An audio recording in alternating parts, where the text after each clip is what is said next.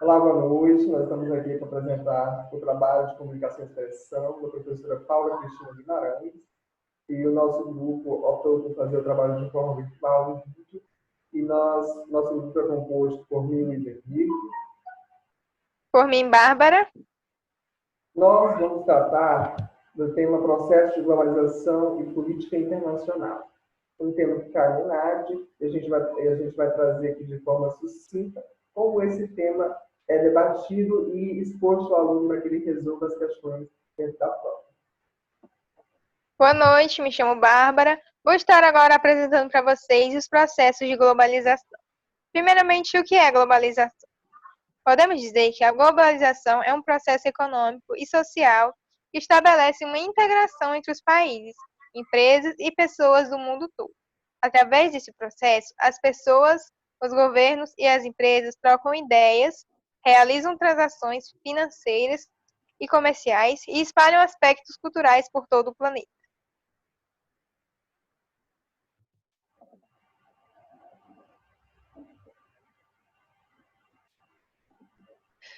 Origem e características da globalização. Muitos historiadores afirmam que esse processo teve início no século XV e XVI, com as grandes navegações e as descobertas marítimas.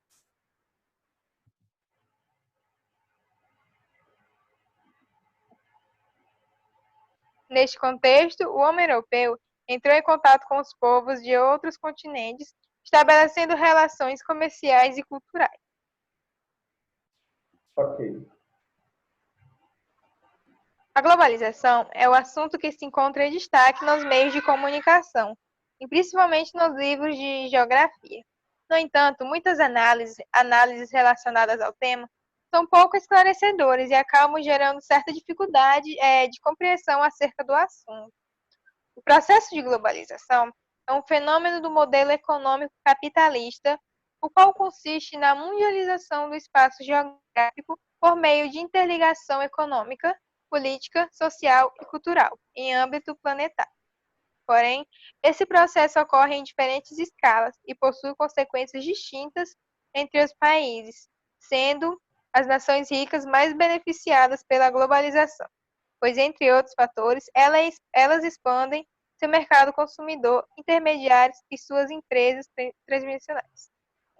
As principais beneficiadas pela globalização são as empresas transnacionais, haja vista que esse fenômeno faz com que elas continuem com suas matrizes em um país, mas atuem com as filiais em outro, expandindo seu mercado consumidor. Elas se aproveitam da mão de obra barata, além de benefícios proporcionados pelos governos dos países em desenvolvimento visando o aumento da lucratividade.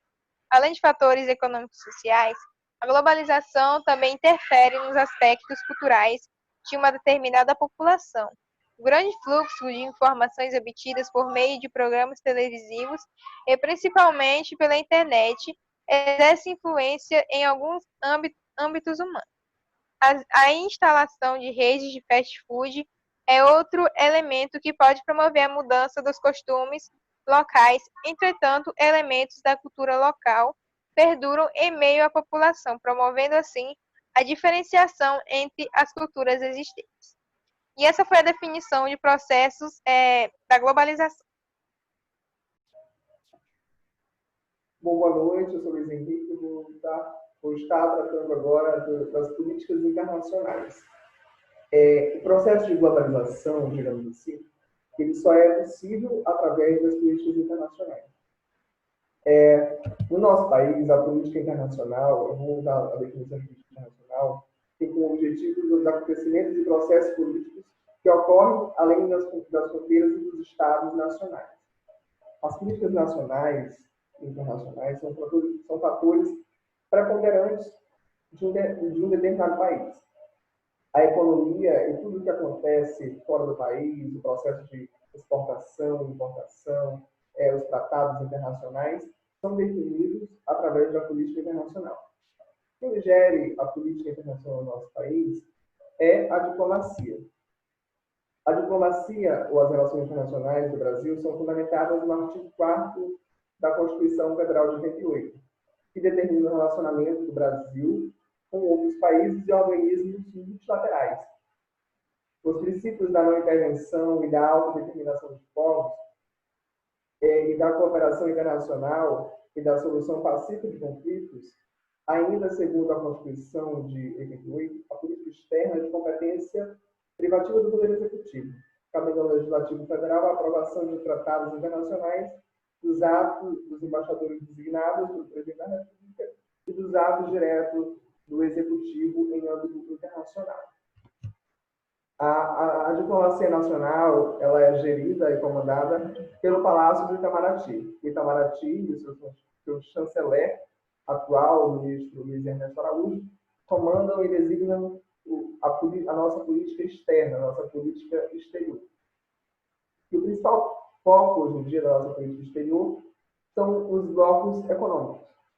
Recentemente, o Brasil, por exemplo, ele foi admitido como um aliado esta OTAN, que é a Organização do Tratado do Atlântico.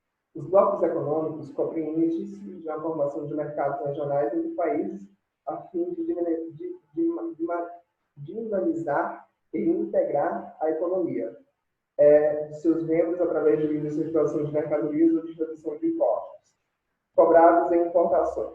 A tendência para a criação e difusão de blocos econômicos em todo o mundo aconteceu após o término da Guerra Fria, mas a última prática começou a ocorrer após o final da Segunda Guerra Mundial em 1945. Inicialmente, os blocos econômicos eram tratados como um contraponto e uma oposição ao processo de globalização, digamos assim. Imaginava-se que a sua formação iria potencializar as dinâmicas comerciais em nível regional e enfraquecê-las globalmente. No entanto, este processo, esse fato, ele passou a ser revisto no dia de hoje. Você sabe que os blocos econômicos, na verdade, são um dos principais elementos que proporcionam a instrumentalização de uma economia a nível global. Nenhum país ele consegue agir em diferentes mercados sem que ele participe de pelo menos um bloco econômico ou de uma aliança econômica, digamos assim. Este processo, nós temos aí os principais blocos econômicos, como a União Europeia, que é hoje o principal bloco econômico que recentemente vem sofrendo alguns enfraquecimentos, como a saída do Reino Unido, o fim do Brexit e a separação estatal do Reino Unido da União Europeia, e tanto aos países membros, que possuem atualmente 27 países, apresentando, além de uma dinâmica econômica e comercial acentuada, um elevado nível de organização, e até mesmo a livre circulação de pessoas entre as nações que fazem parte do bloco. O SEI, que é a Comunidade dos Estados Independentes, que é formada porque sua formação econômica é construída por países que faziam parte da URSS, da antiga União Soviética, com exceção a Estônia, e a Letônia e a Lituânia, que nunca fizeram parte do bloco, além da Geórgia, que deixou o bloco também em 2009. E a organização desse bloco se deve ao fato de que, quando a URSS surgiu e passou pelo processo de industrialização, ela se interligou com o comércio e as indústrias entre diversas repúblicas que a compunham, o que deixou extremamente independente entre si. E hoje é um bloco também extremamente reconhecido internacionalmente por suas grandes negociações, inclusive com o mercado brasileiro e com o Mercosul, que a gente vai falar lá embaixo. O NAFTA, ou North American, que é o Tratado Norte-Americano de Livre Comércio, que é integrado apenas entre 3 países, os Estados Unidos, o Canadá e o México. Perceba-se que até a maior nação comercialmente ativa, os Estados Unidos da América, ele também participa do bloco econômico, ou seja, aquele conceito antigo que tinha que a formação de blocos econômicos enfraquecia o processo de internacionalização das economias. Este paradigma ele foi mantido quando se tem a maior nação do mundo presente também em um bloco econômico. O Mercosul, que é o que o Brasil hoje integra, e o Mercado Comum do Sul, foi criado em 1993 e envolve alguns países da América do Sul, como Brasil, Argentina, Paraguai, Uruguai, Venezuela, enquanto Equador, Chile, Colômbia, Peru e Bolívia participam como membros associados, também detêm quase os mesmos direitos das mesmas prerrogativas do que os membros oficiais do bloco econômico. organismos internacionais fazem parte também do processo de globalização e da política internacional. Dentre os principais organismos internacionais, nós temos a ONU, que foi criada também logo após o fim da Segunda Guerra Mundial. Os organismos ou organizações internacionais, também chamadas de instituições multilaterais, são entidades criadas pelas principais nações do mundo com o objetivo de trabalhar em comum para o pleno desenvolvimento das diferentes áreas da atividade humana, seja a política, a economia, a saúde, a segurança, a educação, o desenvolvimento social. E existem incontáveis organizações internacionais, isto é, instituições formadas por 2 ou mais países, estados, e, porém, no que concerne ao âmbito geopolítico, econômico e linguístico global, algumas delas se destacam pela sua importância. Entre elas, podemos citar a ONU, a OMC, a OTAN, o FMI, o Banco Mundial, a OIT, a Organização Internacional do Trabalho, a OCDE e a OPEP.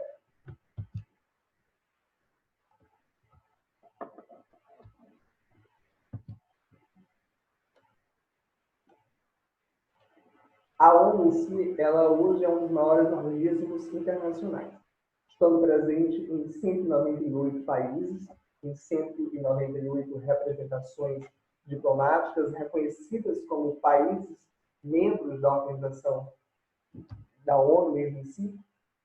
Ela desenvolve papel preponderante e fundamental no desenvolvimento humano.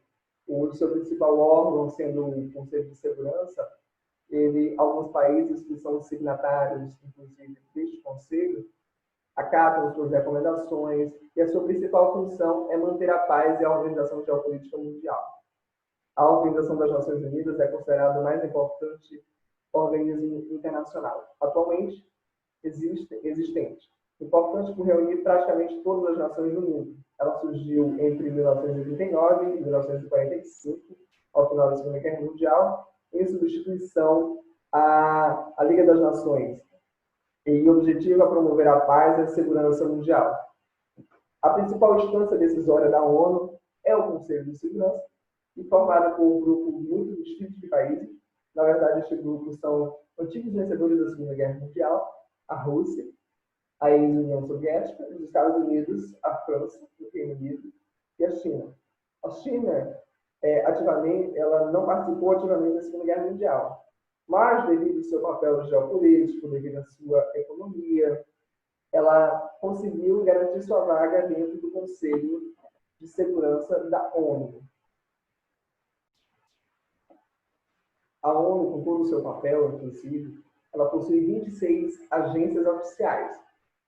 Dentre elas, Santarém hoje, por exemplo, trazendo para o nosso contexto local, trazendo para o contexto do oeste do Pará aqui, Santarém, representada pelo Instituto Amazônico da ONU no Brasil, ela possui 2 representações oficiais da ONU aí em Santarém, que agem de forma conjunta, não só com a sociedade civil, com a sociedade local, com os governos locais, com as autoridades tanto a nível estadual, municipal, e com o próprio governo federal, porque ela em si, ela não trabalha só, ela não consegue desenvolver um trabalho só. A ONU, por exemplo, em Santarém, nós temos a representação do Unicef. Santarém já ganhou 3 selos do Unicef, né? O selo Unicef é uma iniciativa da ONU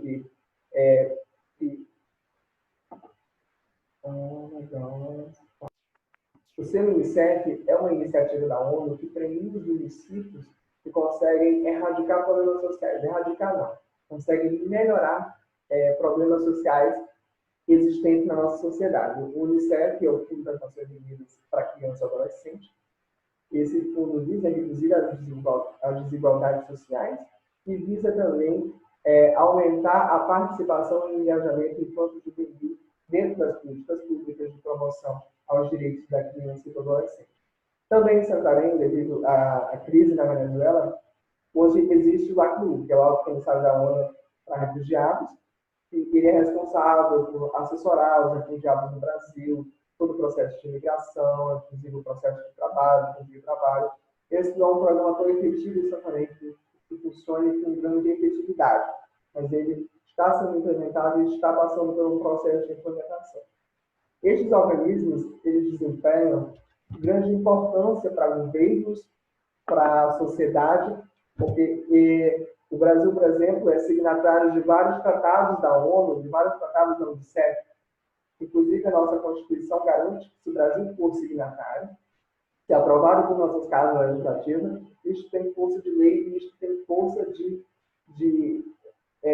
orientação de como as nossas autoridades, de como os nossos governos devem agir. Outro grande organismo internacional que tem grande influência na nossa região, não só em Santarém, mas em todo o oeste do Pará, em todo o Brasil, inclusive para todo o Mercosul, que é a Câmara Brasil-China de Comércio, a Câmara de Comércio Brasil-China. Eu fiz uma pesquisa relacionada à produção só de Santarém, o processo de importação e de exportação de Santarém. Estima-se que Santarém, no ano de 2019, exportou da China quase 52 milhões de reais em produtos. Esses produtos, ao entrarem na nossa economia, eles alavancam o nosso sistema econômico. Mas nós não só importamos, nós também exportamos para a China muito. E Bárbara, tu corta essa parte toda, tá, Bárbara?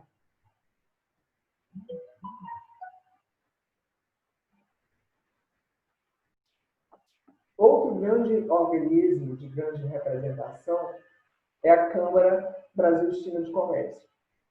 Esse é um organismo muito importante para a economia da nossa região. Se nós olharmos aí em Santarém, por exemplo, existem várias lojas, vários importados que vendem produtos chineses. Mas não só essas lojas.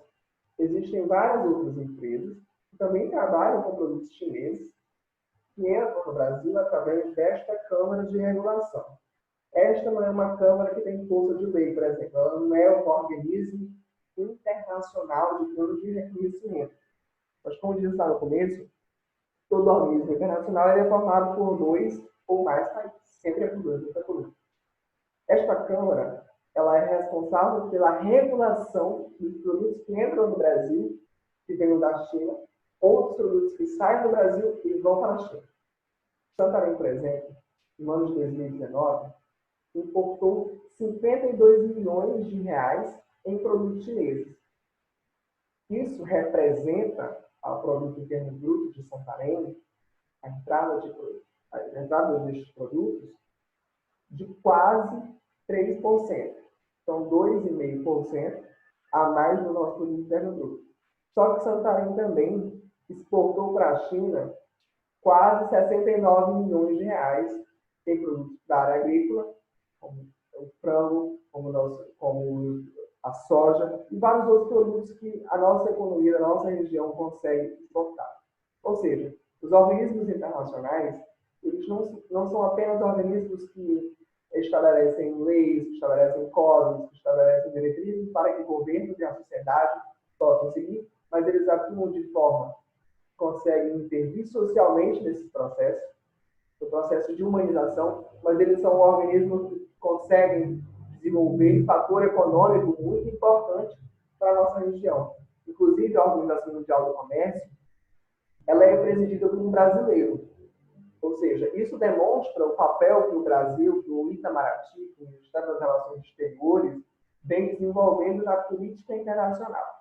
Apesar que, atualmente, neste novo Senado, neste novo governo, novo chanceler, o ministro Ernesto Araújo, vem se adotando uma política mais protecionista, uma política mais alinhada ao mercado americano, e não uma política mais liberal. É uma política de relações internacionais em conjunto. O Brasil, por exemplo, já existem planos de deixar o Mercosul e integrar a OCDE. A OCDE é um organismo internacional interessante para o Brasil, mas o Mercosul também desenvolveu ao longo de quase 25 anos que o Brasil é signatário do seu tratado, um papel muito importante economicamente, principalmente para a agricultura, já que a Argentina e os países do Uruguai são nossos 5 maiores parceiros comerciais da nossa agricultura, ou seja, desempenha um papel muito importante a questão alfandegária, também que facilita, já que os produtos vindos de outros países, a não ser da China, acaba se tornando um pouco cara devido ao processo de taxação. E agora vamos ver.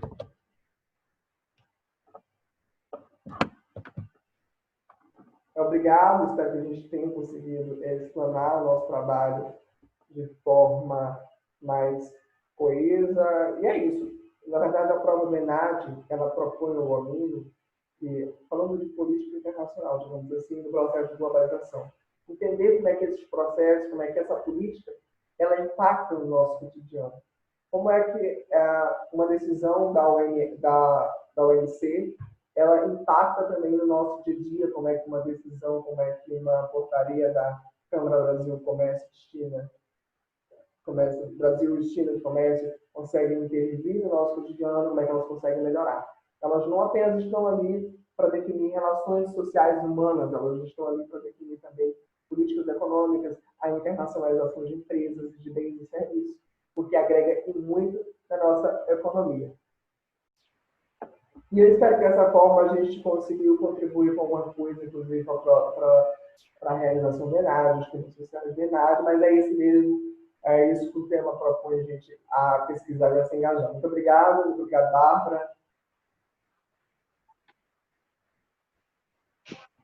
Boa noite, Bárbara. Tchau, Bárbara. Boa noite. Obrigado, professora Paula. Esse foi o nosso trabalho. E até o próximo. Esperamos que já estejamos, né, na sala de aula, voltando ao normal, pós-pandemia. Tá bom? Vamos assistir um vídeo nós dois juntos. Manda aí